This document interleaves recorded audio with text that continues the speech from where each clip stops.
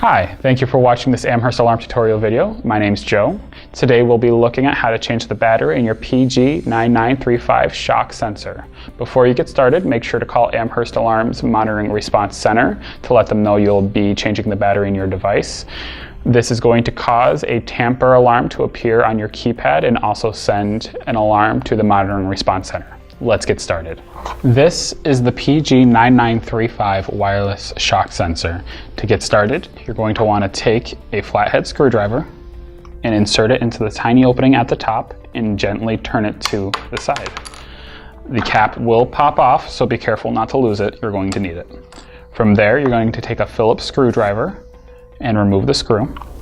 After removing the screw, gently pull the cover away from the device. From here, you can see that there's a CR123A lithium battery. You'll want to replace it with an identical battery. To remove the battery, you're just going to grab it and pull it away from the center.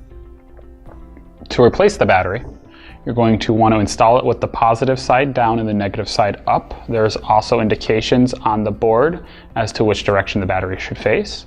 To insert it, you just gently push it into the terminals. Then you're going to take the cover and set it from the bottom first to the top. Gently push it. You shouldn't have to force it. It only goes one way.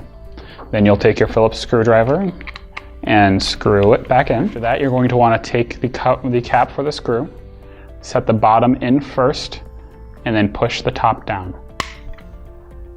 And that's it. If you have any questions, please call Amherst Alarm at 716-632-4600. Thank you.